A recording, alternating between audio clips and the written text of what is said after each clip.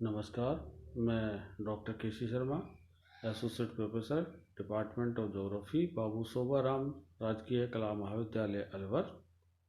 आज BA part second भूगोल में मानव और प्राकृतिक पर्यावरण के संबंध में अध्ययन में विशेष रूप से संभववाद की विचारधारा का हम अध्ययन कर रहे हैं।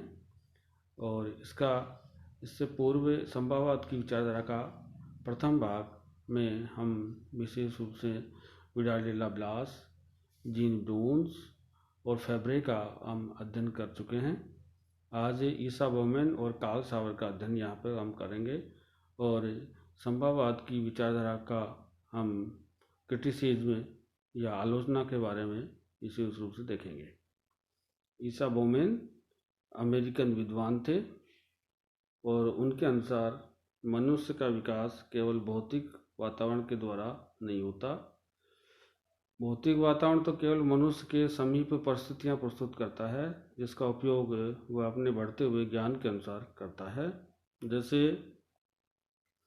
यूरोप महाद्वीप में आलू और मक्का की पैदावार ने इस महाद्वीप का आर्थिक ढांचा ही परिवर्तन कर दिया।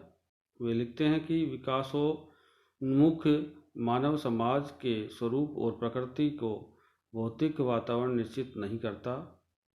वातावरण तो मानव समाज के विकास पर कुछ निमित्त डालता है।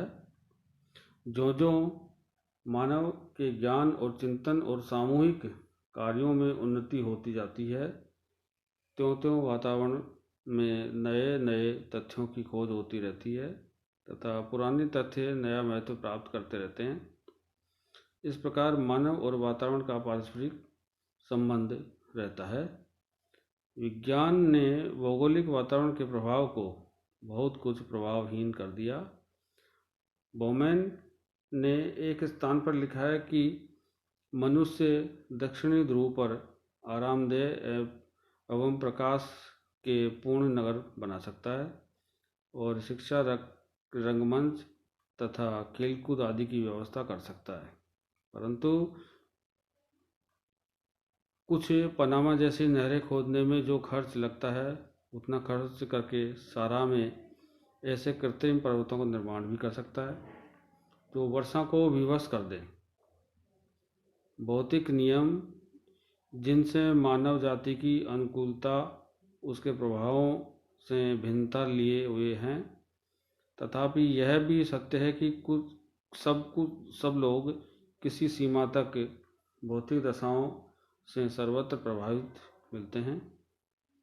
संयुक्त राज्य अमेरिका की सन 1930 की अनावृष्टि ने इस तथ्य की ओर पूर्णतः विश्वास पैदा कर दिया कि आदर्श जलवायु के प्रदेशों में ही केवल मानव यह कह सकता है कि मैं उन विषम परिस्थितियों में स्वतंत्र हूँ जो अन्यत्र मनुष्य पर क्रमशः अधिक प्रभावकारी हैं। ऐसे आदर्श क्षेत्र कितने हैं, कम हैं तथा किस सीमा तक इतिहास एवं गहन सांस्कृतिक संबंधों ने उन पर अनुकूल तथा प्रतिकूल परिस्थितिजन्य प्रदेशों का अंतर हमारे समक्ष प्रस्तुत कर दिया है, यह विचारणीय है। अमेरिकन विद्वान कार्ल सावर ने के अनुसार एक संभववादी इससे पूर्णतया सहमत नहीं है कि वातावरण मानव को सब जगह प्रभावित करता है। यह मानना आवश्यक है कि वातावरण जनित प्रभाव की शक्ति की स्वीकृति से बिल्कुल भिन्न है, जो पूर्णतया निश्चयवादी विचारधारा को स्वीकार करती है। कार्ल सावर ने इस दृष्टिकोण को अपने रीति शास्त्र के लेखों में अधिकृत रूप में व्यक्त किया है। संभववाद की आलोचना। जिस प्रकार निश्चयवाद के समर्थक प्राकृतिक वातावरण को सर्वप्रभुता संपन्न मानते हैं, उसी प्रकार संभववाद विचारक या इसके पोषक प्राकृतिक शक्तियों को नगण्य समझते हैं तथा प्रकृति विजय का उद्घोष करते हैं। इस प्रकार दोनों ही अतिवाद के दोष से युक्त पाए जाते हैं। अमेरिकन विद्वान कुमारी एलन चर्चिल सैंपल का यह कथन बड़ा उपयुक्त है कि मानव कितना कोलाहल युक्त है, यह बताते हुए कि उसने प्रकृति पर विजय प्राप्त की है, परंतु मानव पर निरंतर तथा निश्चयात्मक प्रभाव डालते रहने पर भी प्रकृति का मौन दर्शनीय है। संभववाद के पोषकों का मानना है कि प्राकृतिक वातावरण में कुछ संभावना निश्चित होती है, जिसका चयन और विकसित करना मानव की इच्छा पर निर्भर करता है। चाहे तो इन संभावनाओं को दृष्टि से परे भी कर सकते हैं। जो भी मानव के कार्यों की गतिविधि की जानकारी कुछ पहले से नहीं की जा सकती, क्योंकि किसी विशेष वातावरण का प्रभाव उसके कार्यों पर क्या पड़ेगा, इससे कुछ सामान्य परिणामों पर पहुंचा जा सकता है। संभववाद वातावरण के प्रभावों से विरक्त नहीं रखता तथा मानव को चुनाव की अपनी इच्छा एवं क्षमता प्रदान करता है। इस चुनाव में भी दशाओं में अंतर को स्वीकार करता है। आप ध्रुवों पर केले नहीं उगा सकते, न ग्रीनलैंड में अनानास। फेब्रे, जो मानव शक्ति को महत्वता प्रदान करते हैं, लिखते हैं कि मानव स्वयं को पूर्णतया कदापि उस वातावरण से जिसका प्रभाव उस पर पड़ा है विच्छिन्न नहीं कर सकता। इसी दृष्टिकोण से वह भौगोलिक परिस्थितियों को न्यून या अधिक अपने ही स्वरूप के अनुसार उपयोग में लाता है तथा उन भौगोलिक संभावनाओं का पूर्णतः यथासाध्य कम या अधिक लाभ उठाता है।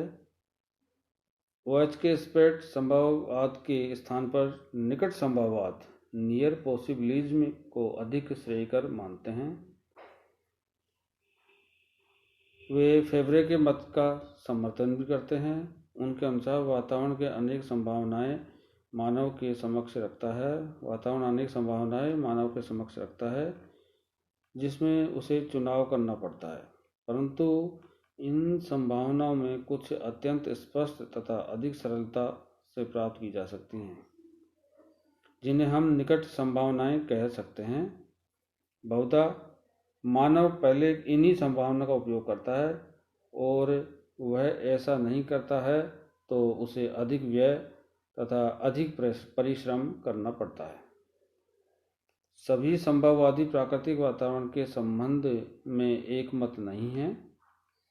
किसी की मान्यता है कि प्रकृति मनुष्य के लिए सुअवसर प्रदान करती है, और कोई कहता है कि मानव के समक्ष वह एक योजना प्रस्तुत करती है, तथा अन्य कुछ लोग ये कहते हैं कि प्रकृति एक ऐसा कार्य क्षेत्र है जिसकी निश्चित सीमाएं नियत होती हैं तथा जिसमें मनुष्य लगभग स्वतंत्र होता है।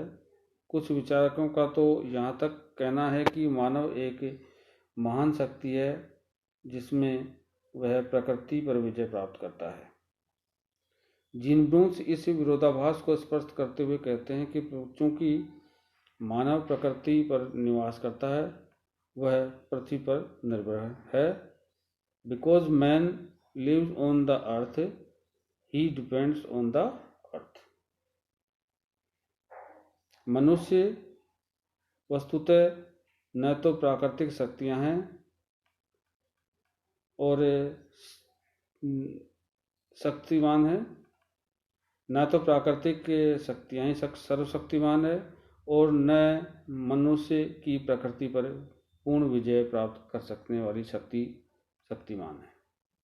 भूगोल का मूल उद्देश्य प्राकृतिक एवं मानवीय शक्तियों में सामंजस्य स्थापित करना होता है। श्रोडर का कहना है कि विज्ञान का आदर्श यह होना चाहिए कि दोनों में मेल हो। यह उद्देश्य कदापि नहीं होना चाहिए कि एक दूसरे को बलपूर्वक नियंत्रित किया जावे। मानव भूगोल का सिद्धांत न तो प्रकृति की विजय है और न ही अधीनता। परंतु उसके साथ सहयोग जरूर है।